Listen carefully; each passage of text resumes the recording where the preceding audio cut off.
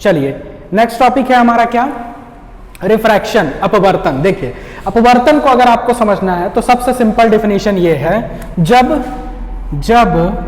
Light एक माध्यम से दूसरे माध्यम में जाती है तो अपने मार्ग से भटक जाती है, और यही भटकने की क्रिया, ठीक है ना, और यही भटकने का जो प्रोसेस है ये हमारा क्या कहलाता है, रिफ्रैक्शन। अब यहां पे रिफ्रैक्शन को समझने के लिए एक बात याद रखिएगा, तीन चीजें यूज हुई हैं, ठीक है ना, माध्यम, मीडियम, ठीक है ना, माध्यम क्या होता है, फिर उसके बाद आप लोगों को पता लगाना पड़ेगा क्या, सघन माध्यम और विरल माध्यम। आप मुझे बताइए सघन माध्यम और विरल माध्यम, पानी कैसा माध्यम है, सघन माध्यम है, विरल माध्यम है कि कौन सा है, आप बता सकते हैं क्या? हवा कैसा माध्यम है? अगर आप हवा को विरल माध्यम बोल रहे हैं तो गलत है, यहां रुक जाइए, थोड़ा सा रुक जाइए। अगर मैं बात करूं, हमेशा सघन माध्यम और विरल माध्यम आपको कब बताना है, जब दो चीजों का कंपैरिजन हो रहा हो, ठीक है ना, जैसे कांच हमारा कैसा है, सघन माध्यम है कि विरल माध्यम है, तो आपका दूसरा क्वेश्चन होना चाहिए सर कंपैरिजन किससे करना है, मैंने बोला पानी से। तो अब यहां पे कांच क्या है, सघन माध्यम है, और पानी कैसा है, विरल माध्यम है, विरल। सघन को हम क्या कहते हैं, डेंसर मीडियम, रेयरर मीडियम। विरल को हम क्या कहते हैं, रेयरर मीडियम। तो देखिए कांच हमारा कैसा है, सघन माध्यम है, पानी कैसा है, विरल माध्यम। अगर मैं कांच को हटा दूं, कांच को मैंने यहां पे हटा दिया और मैंने लिखा हवा, गैस, एयर, तो अब बताइए इसमें से सघन कौन सा हो गया? अब पानी और हवा में पानी हमारा अब कैसा माध्यम हो गया, सघन माध्यम, और हवा हमारा कैसा हो गया, विरल माध्यम, ठीक है। तो हमेशा जब हम सघन और विरल की बात करेंगे तो हम कैसे करेंगे, कंपैरिजन में, हमेशा क्या करेंगे, कंपैरिजन में। तो इतनी बात समझ में आई। तो जब हमारी लाइट एक माध्यम से दूसरे माध्यम में प्रवेश करती है तो अपने मार्ग से क्या होती है, भटक जाती है। इसी भटकने की क्रिया को हम क्या कहते हैं, प्रोसेस को रिफ्रैक्शन, अपवर्तन। अब आइए समझते हैं कैसे, इसका डायग्राम भी बना लेते हैं, कैसे ये डायग्राम वर्क करता है। छोटे छोटे टॉपिक ले रहा हूं, बढ़िया तरीके से छोटे छोटे नोट्स भी बना लीजिएगा। देखिए जैसे हमारे पास ये है, ये ऐसे कर दिए, ठीक है, ये हमारे पास क्या हो गया, सघन माध्यम, ये क्या हो गया हमारे पास, विरल माध्यम। केस फर्स्ट, ठीक है ना, केस फर्स्ट। दूसरा हमारे पास क्या हो गया, केस सेकेंड, ठीक है ना, केस सेकेंड।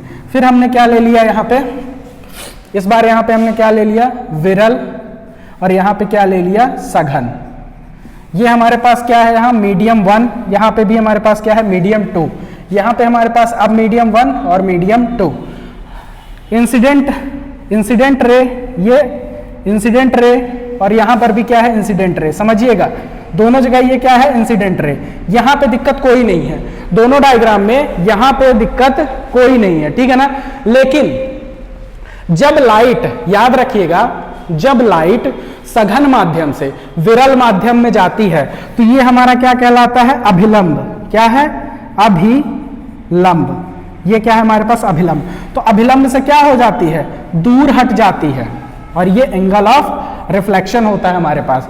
तो ये हमारे पास इंसिडेंट एंगल और ये रिफ्लेक्शन एंगल। लेकिन इस बार हमारा मोटो एंगल ऑफ रिफ्लेक्शन या एंगल ऑफ इंसिडेंट नहीं है। हमें ये याद रखना है कि जब कोई वस्तु सघन माध्यम से, तो देखो इसको ऐसे भी याद रख सकते हो, जब आप पहले हार्ड वर्क कर लोगे तो बाद में क्या हो जाएगा, चीजें आसान हो जाएंगी। तो ऐसे भी याद रख सकते हो, या डायरेक्ट याद रखो, कर सकते हो कि जब कोई लाइट या रे सघन माध्यम से विरल माध्यम में जाती है तो वो अभिलंब से क्या हो जाती है, दूर हट जाती है। लेकिन केस सेकंड, जब कोई रे, इंसिडेंट रे, विरल माध्यम से रेयरर डेंसर से, कौन से, रेयरर मीडियम से डेंसर मीडियम में जाती है तो अभिलंब की ओर क्या हो जाती है, झुक जाती है। अभिलंब की ओर क्या हो जाती है, झुक जाती है। तो यही दो हमारे पास कंडीशन है जिनको आपको समझना है।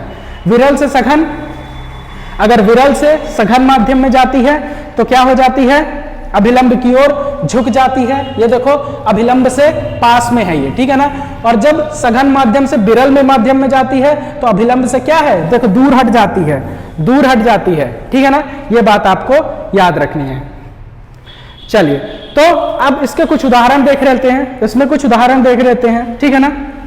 तारों का टिमटिमाना, तारों का टिमटिमाना क्या होता है, तारे हमारे बहुत दूर हैं, ठीक है ना, और वो टिमटिमाते क्यों हैं, सिर्फ इसी की वजह से।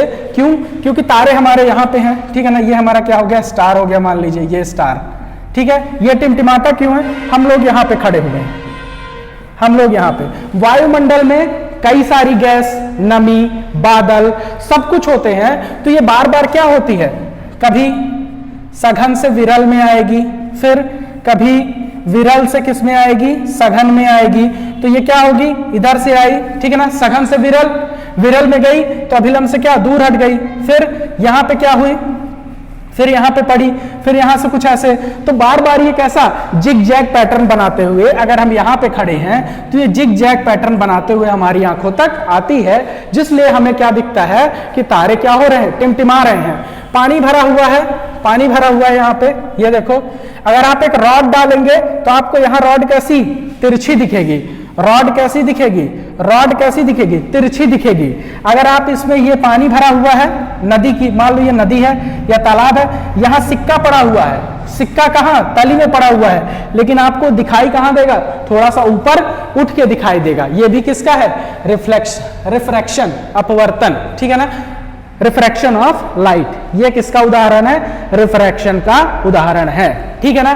तो चलिए ये हमारा यहाँ पे टॉपिक खत्म होता है, क्या, रिफ्रैक्शन, ठीक है। तो हमने क्या जाना, क्या इंपॉर्टेंट है, सघन से विरल में गई तो दूर हट गई, ठीक है ना, विरल से सघन में गई तो पास, अभिलंब की ओर पास आ गई, या क्या बोल सकते हो, झुक गई, पास आ गई या अभिलंब की ओर झुक गई, ठीक है। तो चलिए स्क्रीनशॉट ले लीजिए, आज का ये टॉपिक खत्म। धीरे धीरे टॉपिक एक एक करके हम खत्म करते जा रहे हैं। चलिए।